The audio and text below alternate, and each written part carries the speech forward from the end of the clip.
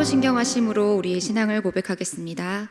전능하사 천지를 만드신 하나님 아버지를 내가 믿사오며 그 외아들 우리 주 예수 그리스도를 믿사오니 이는 성령으로 잉태하사 동정녀 마리아에게 나시고 본디오 빌라도에게 고난을 받으사 십자가에 못 박혀 죽으시고 장사한 지 사흘 만에 죽은 자 가운데서 다시 살아나시며 하늘에 오르사 전능하신 하나님 우편에 앉아 계시다가 저리로서 산자와 죽은 자를 심판하러 오시리라. 성령을 믿사오며 거룩한 공회와 성도가 서로 교통하는 것과 죄를 사하여 주시는 것과 몸이 다시 사는 것과 영원히 사는 것을 믿사옵나이다. 아멘. 참 좋으신 우리 하나님 아버지 감사합니다. 오늘도 새날을 허락하여 주시고 우리에게 새 생명을 통하여서 하나님을 아는 지혜를 주시고 오늘도 하나님을 마음껏 찬양할 수 있는 은혜를 허락하여 주심을 감사합니다. 이 귀한 새벽에 하나님 마음을 깨워 몸을 깨워 오직 하나님 한 분만을 예배하기를 간절히 소망합니다.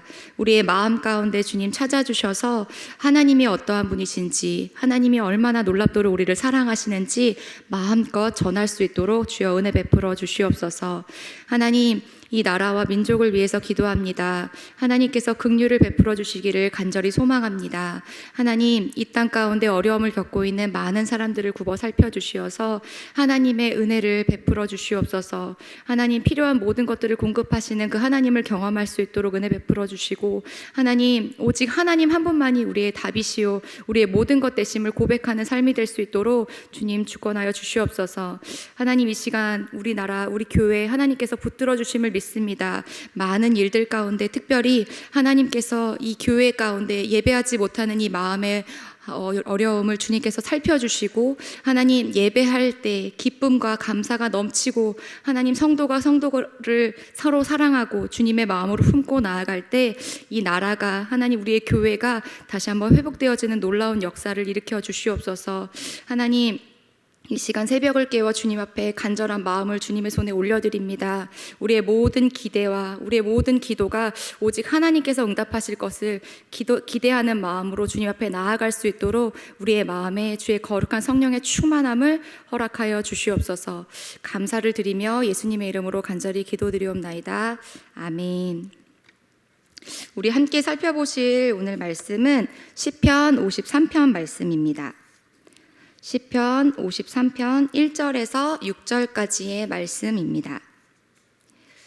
함께 읽겠습니다.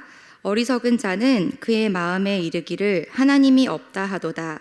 그들은 부패하며 가증한 악을 행하며 선을 행하는 자가 없도다. 하나님이 하늘에서 인생을 굽어 살피사 지각이 있는 자와 하나님을 찾는 자가 있는가 보려 하신즉 각기 물러가 함께 더러운 자가 되고 선을 행하는 자 없으니 한 사람도 없도다. 죄악을 행하는 자들은 무지하냐. 그들이 떡 먹듯이 내 백성을 먹으면서 하나님을 부르지 아니하는도다. 그들이 두려움이 없는 곳에서 크게 두려워하였으니 너를 대항하여 진친 그들의 뼈를 하나님이 흩으심이라. 하나님이 그들을 버리셨으므로 내가 그들에게 수치를 당하게 하였도다.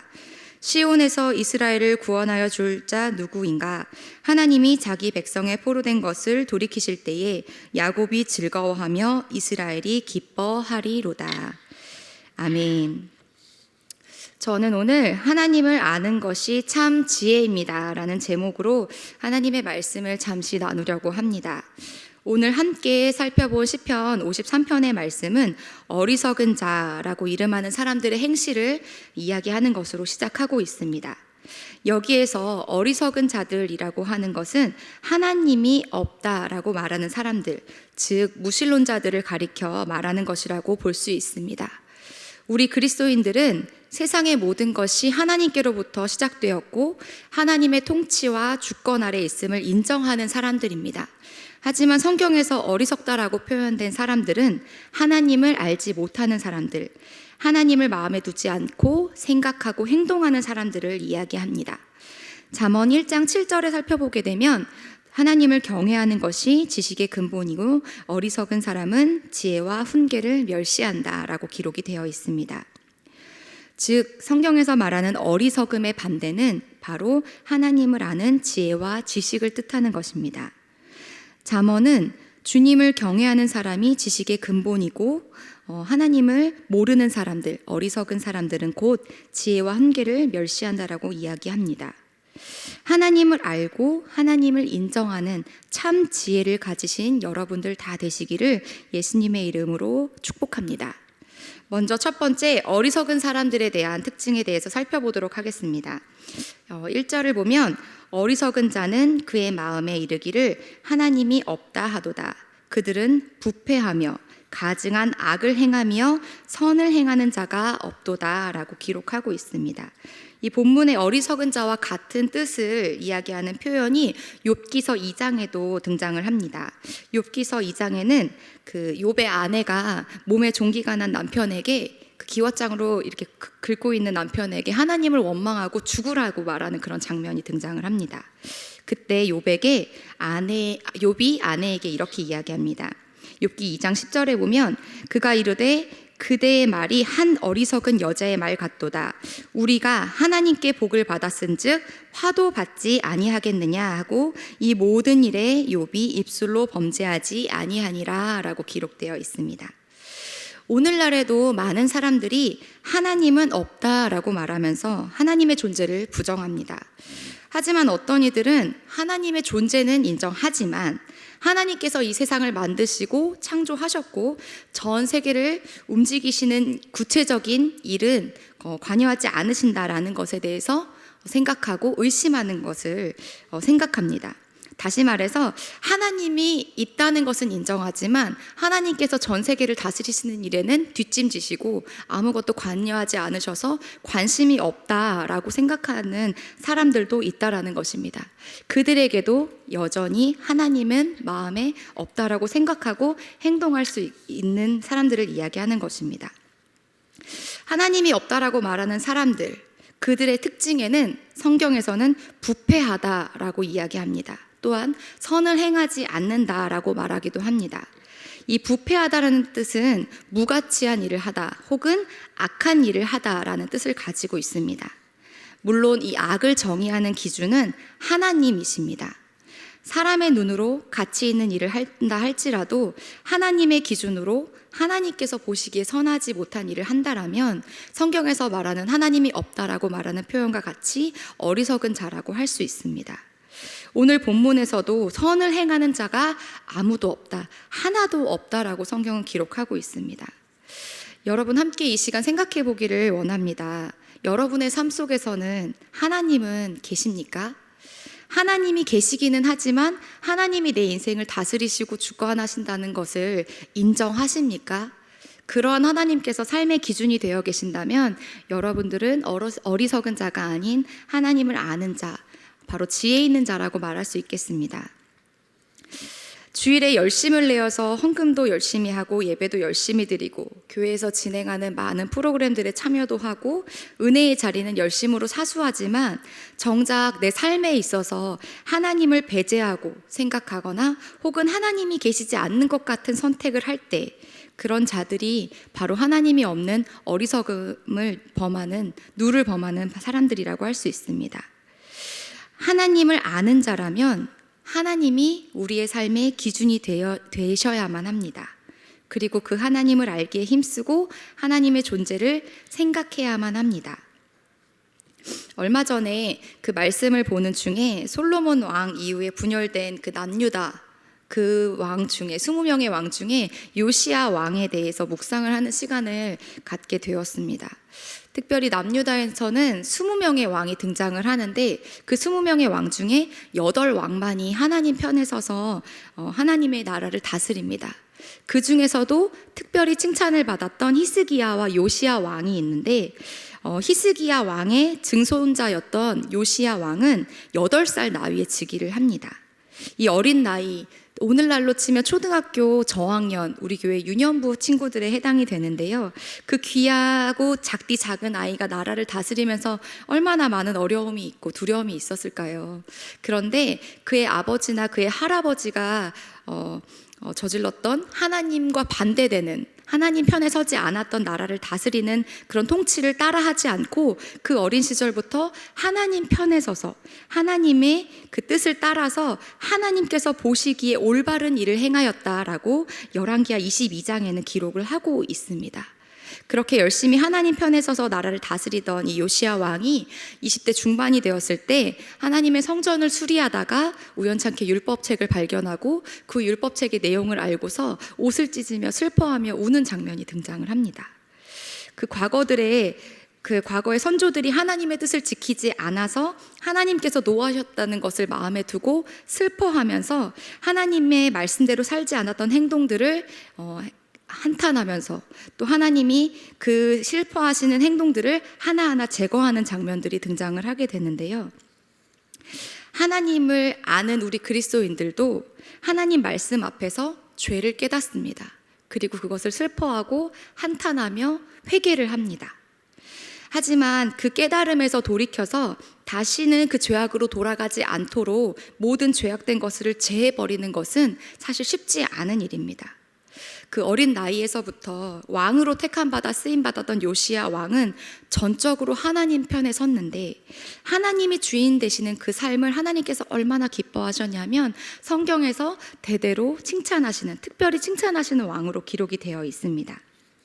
잠언 14장 16절에 보면 지혜로운 자는 두려워하여 악을 떠나나 어리석은 자는 방자하여 스스로 믿느니라 라고 기록이 되어 있습니다. 또한 잠언 12장 15절에 보면 어리석은 사람은 자신의 행실만이 옳다고 여기지만 지혜로운 사람은 충고에 귀를 기울인다 라고 기록이 되어 있습니다. 우리의 삶 속에, 우리의 입술 속에 하나님이 말로만 살아계신다, 말로만 존재하신다라고 하지 않고 하나님 편에 서서 하나님이 기뻐하시는 일, 하나님을 아는 지혜자들로 살아가시는 여러분들 다 되시기를 예수님의 이름으로 축복합니다. 두 번째, 하나님께서 찾으시는 사람에 대해서 함께 살펴보기를 원합니다. 오늘 본문 2절을 살펴보면 하나님이 하늘에서 인생을 굽어 살피고 지각이 있는 자와 하나님을 찾는 자가 있는가 보려 하신즉이라고 기록을 하고 있습니다. 여기에서 지각이 있는 자의 뜻은 진정으로 현명한 사람을 뜻합니다.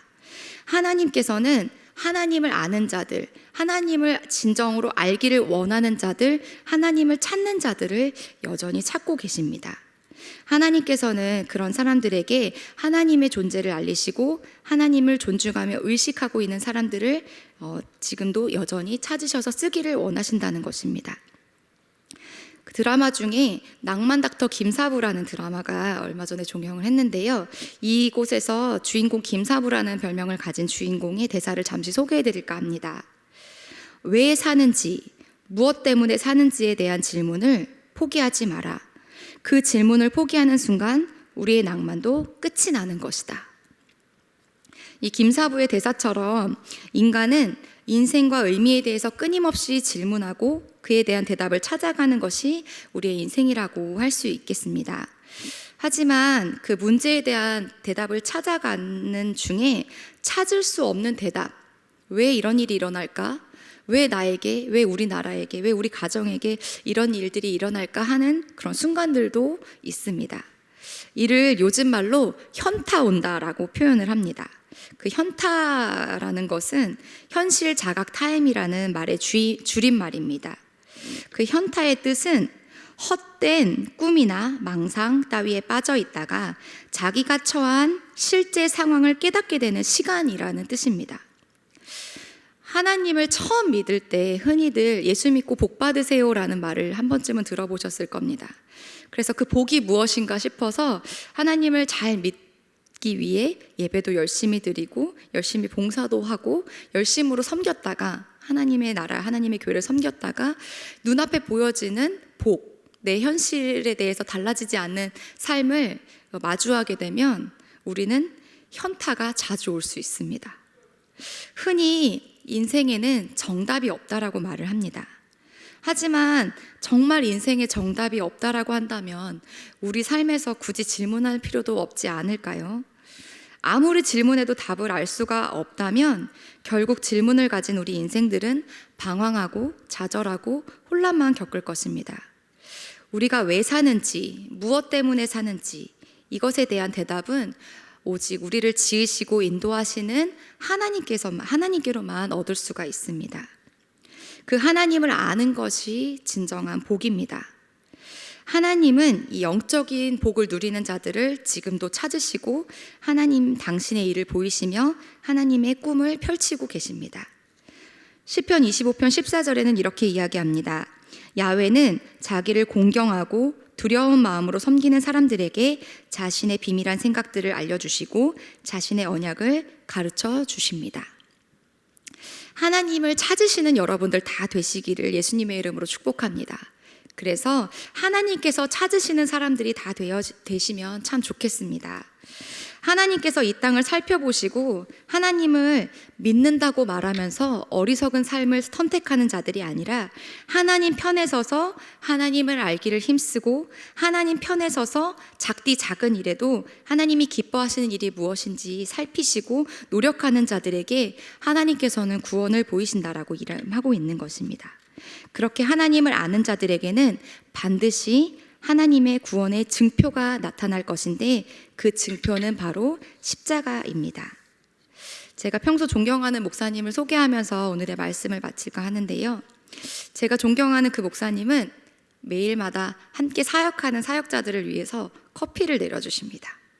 그리고 굳이 본인의 위치에서 하지 않아도 되는 작디 작은 일들, 예를 들어서 과일이 오면 과일을 손수 깎아주십니다. 그리고 과일을 씻어주시기도 하십니다. 그리고 목사님께 선물이 들어오게 되면 본인께서 가지고 가셔서 가족들과 나누시는 것이 아니라 함께 동역하는 사역자들에게 작은 것이라도 나누십니다. 그리고 콩 한 쪽도 나누어 먹어야 한다고 건물에 있는 많은 사람들, 모든 사람들에게 다 나누어 주십니다. 그리고 저희에게 이렇게 가르쳐 주십니다. 나와 함께 사역하는 동안에는 내 이름 세 글자가 남는 것이 아니라 예수님이 남으셔야만 한다. 그 예수님의 십자가가 더 깊이 깊이 새겨지도록 우리가 돕는 것이 진정한 사역자가 해야 하는 일이다. 네, 어제도 설교를 준비하면서 남편 앞에서 한번 설교를 이야기해 주는데 이 대목을 읽는 순간에 제게 눈물이 나더라고요. 하나님께서 제게 이렇게 좋은 사역자분들을 만나게 하신 것이 제가 얼마나 큰 은혜인지, 그리고 하나님이 찾으시는 그분들과 함께 동역할 수 있음이 얼마나 제게 큰 기쁨인지 하나님께서 알려주시는 것 같아서 참 기쁜 시간을 누렸습니다. 사랑하는 여의도 순복음 광명교회 성도 여러분, 하나님께서 찾으시는 그런 사람이 되시기를 예수님의 이름으로 축복합니다. 하나님께서 맡기신 일을 감당할 때 우리에게 우리의 이름이 아닌 예수님의 십자가가 새겨지는 그러한 진짜 신앙인, 진짜 그리스도인들이 되시기를 또한 간절히 부탁을 드립니다. 저 또한 아직 사역을 할 때 제가 가진 어떤 능력이나 경험으로 사역을 하려고 할 때가 참 많습니다. 그래서 저로 인해 일이 잘 되어지면 그렇게 뿌듯하고 기쁠 수가 없습니다. 하지만 하나님께서 보시기에 이것이 옳다라고 생각되어지지는 않을 것 같습니다.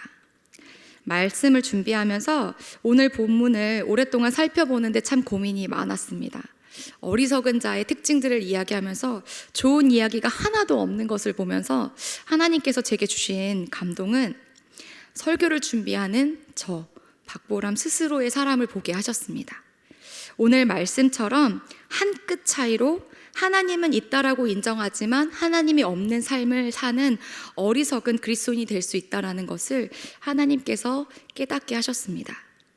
하나님의 종이라는 이름으로 사역을 하고 있지만 제 이름을 드러내고 제가 혹시라도 하나님의 이름을 가리워지는, 하나님의 영광을 가리는 일을 하고 있지는 않은지 다시 한번 저의 사역을 돌아보게 하시고 하나님께서 제 인생에 다시 한번 십자가가 새겨질 수 있도록, 십자가가 드러날 수 있도록, 예수님을 증거하는 삶으로 돌이킬 수 있도록 하나님이 찾으시는 사람이 되도록 하나님께서 인도하시는 것 같았습니다.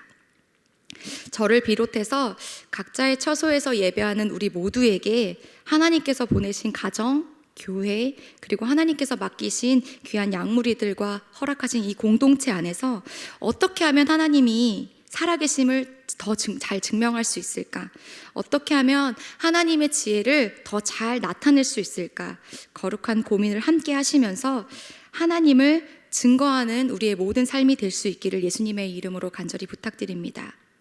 모두가 다 힘든 시간을 보내고 있는 이 지금 우리에게 혼자만의 어려움인 것처럼 좌절하고 힘들어하고 하나님 정말 계십니까?